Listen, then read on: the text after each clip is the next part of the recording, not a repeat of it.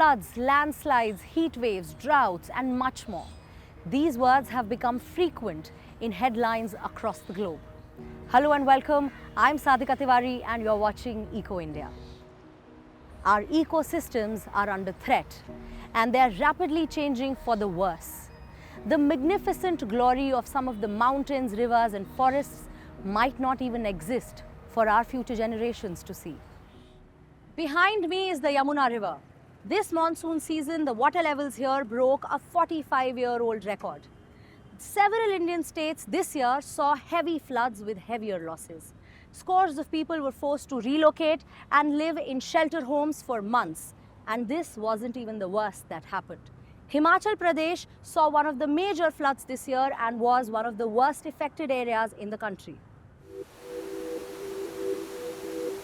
4 rivers run through and have long nourished the state of Himachal Pradesh. The Bias, Sutlej, Yamuna and Ravi. But the story of these rivers and their relationship to the state is changing. This is how the Bias River usually looks like after the rains. What you see behind me is its normal state. But on the 9th and 10th July, the Bias River became a raging torrent. The first 2 floors of the houses lining its banks were underwater. Lalit Sharma's house was hit this year when the floodgates of the Pando Dam on the Bias were opened. What followed was a 9-foot wall of water that breached the security wall and left a trail of destruction.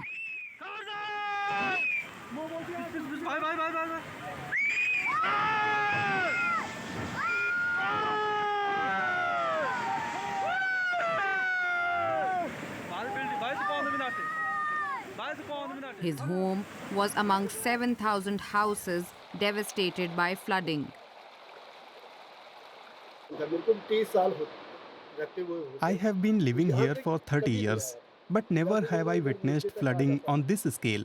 The water doesn't usually rise over the river banks.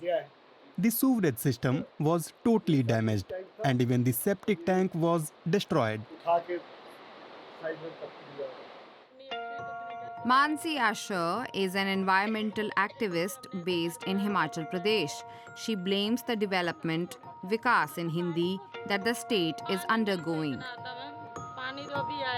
If you look at the 3 main sectors, the primary, secondary and tertiary sectors of the economy, the primary being agriculture, secondary being manufacturing, and then tertiary being infrastructure, most of the growth is now focusing on infrastructure building. So it's also something that Vikas looks like. It's basically Vikas has become infrastructure in the mountains, and also electricity generation is also a part of that. So the dam building that we see is also a part of this model. And that's a problem. These images show the other side of this kind of development, the result of broken dams and flood waters. There's another problem. Between July 7th and 13th, the town of Mandi witnessed at least 3 major cloudbursts within a span of 7 days. Extreme weather events are becoming increasingly common. These, along with poorly planned development like huge dam projects, are wreaking havoc on an already vulnerable ecosystem. Its degradation is not slowing down. Recently, the state was granted permission to fell over 80,000 trees for the construction of 4-lane highways.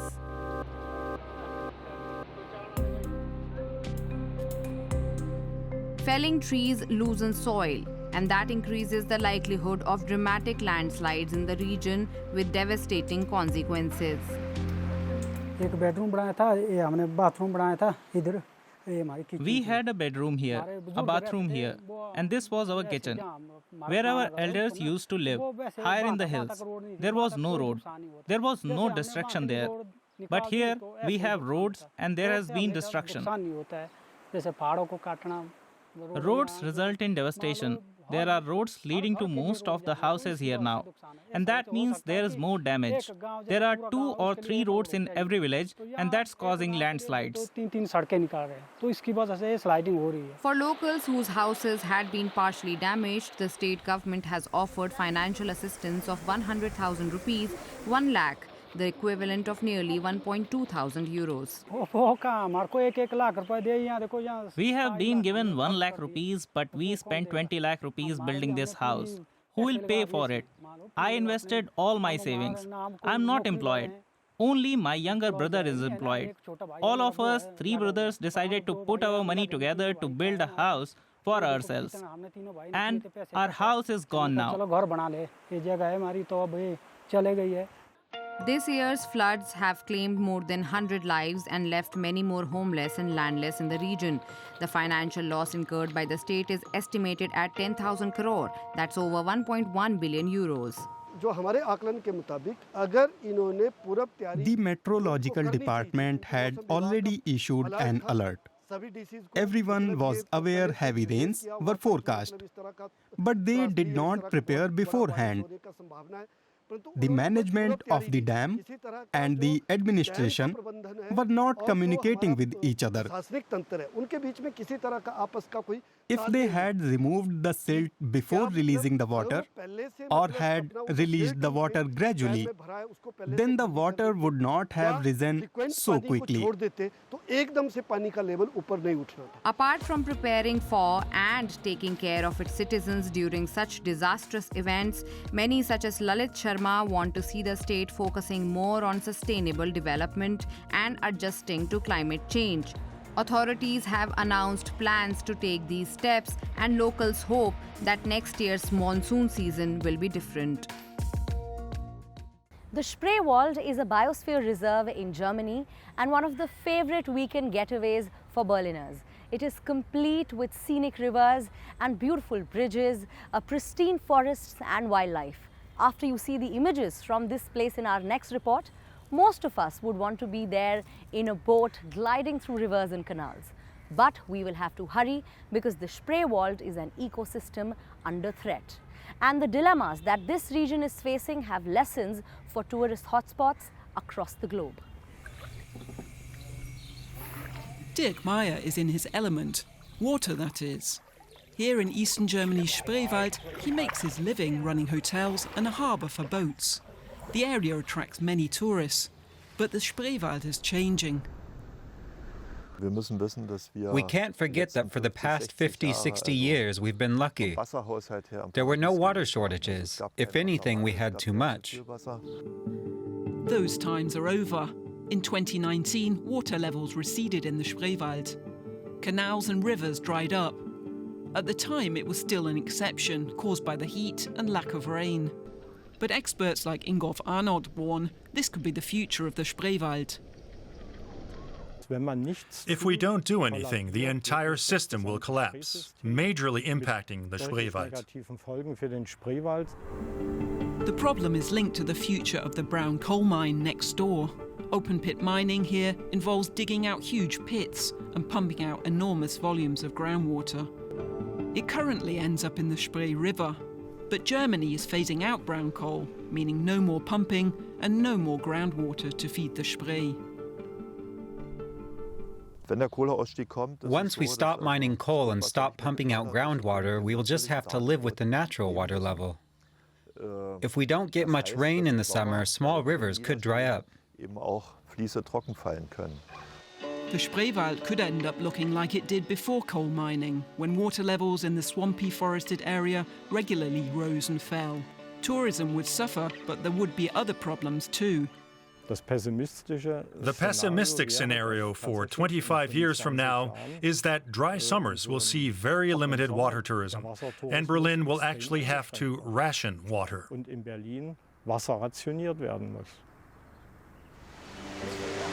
After all, the Spree River also flows through Berlin and isn't just for boating. 40% of the German capital's drinking water comes from the river.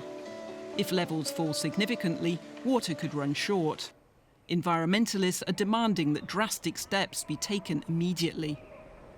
We must take action in the Spreewald to keep the water in the landscape. We need to protect bogs and fill back in canals that were expanded to accommodate the extra water from coal mines. And that'll cost money. If canals are filled in, that could spell the end of many Spreewald boat tours that are popular with tourists. That would be terrible. That's what makes the Spreewald so great. The rivers, the water, and the nature. Other cities use tourism revenue. I hope that'll work here too. Venice now charges visitors. We should do that with day tourists here. We should conserve the Spreewald's unique character. So we should come up with a joint solution together with engineers, landscape architects, and environmentalists. It would certainly be expensive. All the ideas for saving the Spreewald are costly and controversial. One suggestion is to flood the abandoned mining pits. That would create huge artificial lakes like the Cottbusser Ostsee. The water could then be diverted into the Spree as needed. The lake's surface area spans about 2,000 hectares. And if you keep just 1 meter's depth as a reserve, you can store 20 million cubic meters of water and release it into the Spreewald in the summer. But then these lakes would have to look completely different. The Cottbusser Ostsee can't have a vast surface area that leads to more evaporation. The surface area has to be small and the depth very deep. Another idea is to divert water into the Spree from adjacent rivers like the Oder. But the Oder is also impacted by water shortages, especially in the summer. Not to mention the expense. Environmentalists are demanding that the mining companies shoulder most of the burden and not the state. In response to our request for comment, the brown coal company LEAG said they were aware of the experts' study. The state of Brandenburg said it was too early to initiate specific measures. And the Berlin government has yet to assess the situation. But Dirk Meyer says there's no time for feet dragging. It's already too late. It'll take another 20 years to implement such planning. We've known about this for 100 years and have to get our act together. The people of the Spreewald know the days are numbered for the idyllic region they call home. Development versus sustainability is a major international political debate. To what extent are we willing to go further and exploit our resources at the cost of our own existence? And at the center of this debate are the melting Arctic ice caps. They are a threat to the globe, and which is why they also need collective effort. Here's everything that you need to know about the politics that surrounds the Arctics. It's been untouched for millions of years. Below the ice lies a fortune in unexploited oil and natural gas resources, and everyone wants a piece of the melting Arctic. China is geographically a near Arctic state. The United States is an Arctic nation. These restrictions cannot stop us from the spreaders from exploring the Arctic. Will the Arctic powers grab those fossil fuels and worsen the heating of our planet? Or will they cooperate for a sustainable future? It's not as simple as you might think. To survive here, you do need to cooperate. The largest Arctic mission ever, called Mosaic, proved that humans can pull together. Scientists from 20 countries, including Russia, worked peacefully together to investigate climate change in the Arctic. But when it comes to economic interests, that spirit of cooperation evaporates. The regional powers are trying to claim as much land as possible. So who are these rivals? And who does the Arctic really belong to? More than half of the Arctic coastline is Russian territory. 2 million people live there, about half of the population of the entire Arctic region. Then there's the US with Alaska, Greenland, which is part of Denmark, Canada, Iceland, and Norway. International law gives these countries the right to control natural resources in exclusive economic zones up to 200 nautical miles from their coastlines. The Arctic region beyond those boundaries, including the North Pole, is agreed to be a common heritage of all mankind. That means it should be held in trust for future generations, protected from exploitation by nations or corporations. But countries can apply for larger exclusive economic zones if they can prove that the shallow sea off their coastline goes out further than 200 kilometers. Norway, Russia, Canada and Denmark have already done that, presumably for when the melting ice opens up all those economic opportunities. Having a strong presence in the Arctic is becoming ever more important.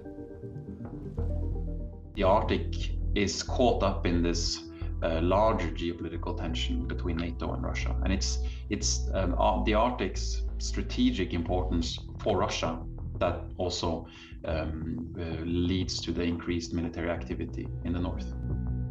Andreas Östhagen analyzes the political dynamics of the Arctic region.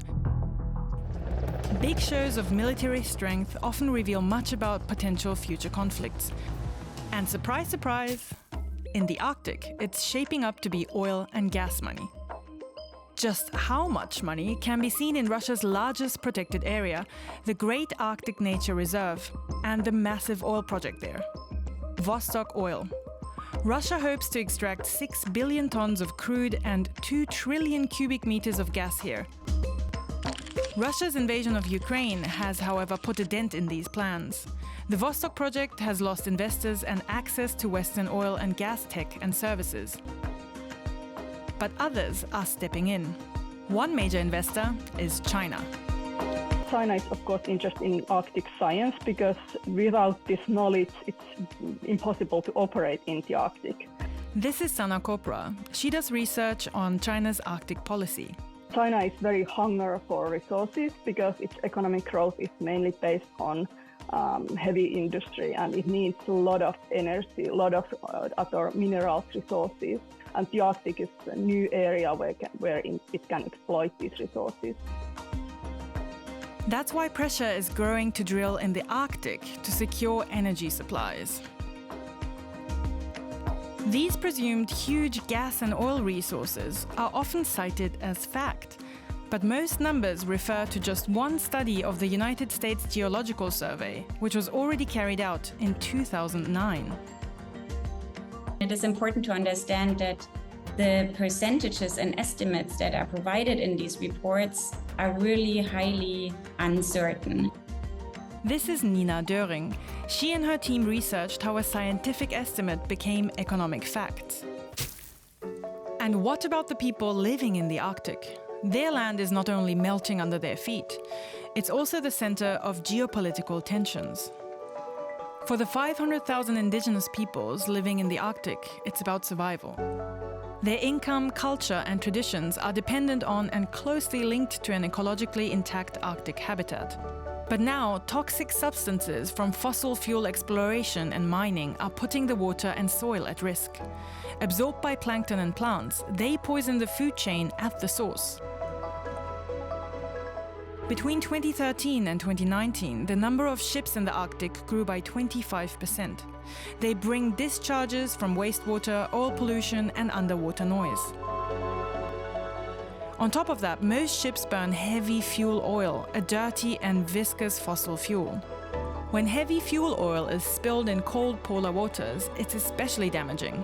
In cold climatic regions, oil is more viscous and doesn't break up into small droplets, which oil-degrading bacteria could consume. The risk of oil spills and accidents can be a really serious challenge for cleanup here. This is Elena Tracy. She works on how to develop the Arctic sustainably in cooperation with indigenous groups. Because when an oil spill happens, these areas are hard to access. So cleanup operations are usually delayed, accidents can ruin ecosystems, wipe out the large populations of species, and of course damage the livelihood.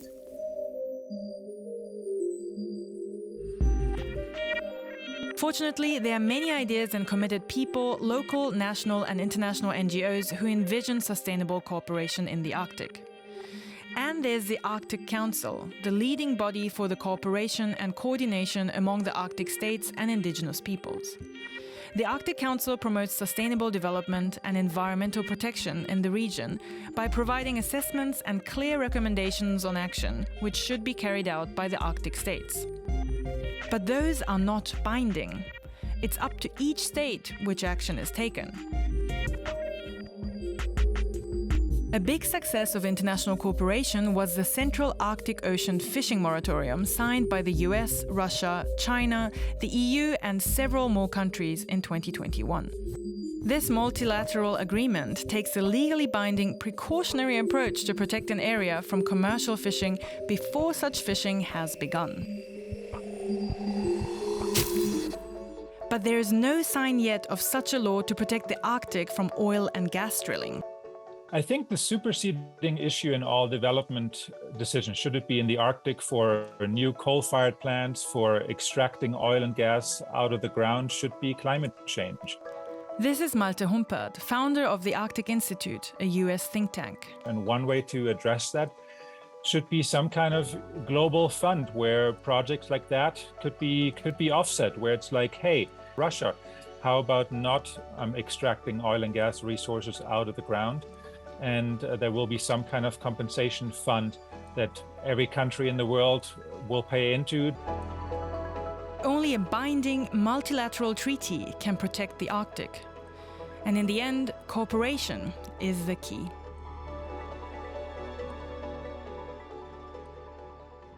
When the Mughal ruled India, Emperor Jahangir's wife Noor Jahan wielded a lot of power. Of the many enduring stories about this legendary queen, a few talk about her favorite sharbat, made from the fragrant vetiver grass. This sharbat is a treat enjoyed and liked by many in India, even till today. But this vetiver grass has several other uses, including in agriculture, where it can protect crops from the adverse impacts of climate change. And as our reporter found out in Kerala, its use has also opened up several new opportunities for women. This grass has a hidden superpower. Vetiver roots grow up to 3 meters deep into the ground. By binding the soil, the grass can prevent landslides.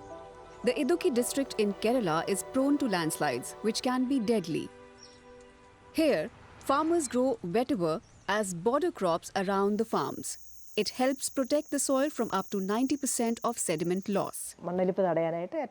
It's the best way to prevent soil erosion. Since there are lots of sloping areas here, planting vetiver along the sides help prevent the soil from eroding. Useful as vetiver is as a natural barrier, local farmers needed to be convinced that it also had economic value. The NGO, Peer-Made Development Society, came up with the idea of using the grass for handicrafts.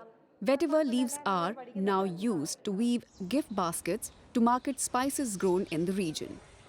The Peer-Made Development Society buys the baskets they make and uses them as organic spices gift boxes to add value. Women in the region have joined forces to make the initiative a success, sharing their basket weaving expertise. We cut the leaves, tie them and boil them in salt water for 30 minutes. We then dip them in fresh water and leave them to dry in the sun for 4 days. Then we can use them to make baskets. The initiative affords the women greater financial independence. They earn up to 120 rupees per basket. The mothers who are at home when their kids go to school and those who don't have much land to farm on don't have any other source of income and other means of earning. So this serves as a good source of income for them. They are very happy. Before, I had to ask my husband for my bus fare whenever I wanted to go anywhere. Now I have joined this project, I am more independent and no longer rely on my husband. The basket weaving business was a financial incentive for the farmers to grow the grass. And the more vetiver is grown here, the better protected the area is from dangerous landslides. This project is a classic example of how ecological conservation and economic empowerment can go hand in hand. Our ecosystems are under threat, and sometimes things might seem a little scary or even hopeless. And that's completely understandable because these are not small problems. They're not very easy to solve. But I feel that the real hope lies in collective action and small changes. But you let me know, what do you think? You can email us or reach out to me directly on my social media handles. I will see you next week with more such stories. Until then, take care. Goodbye. Namaskar.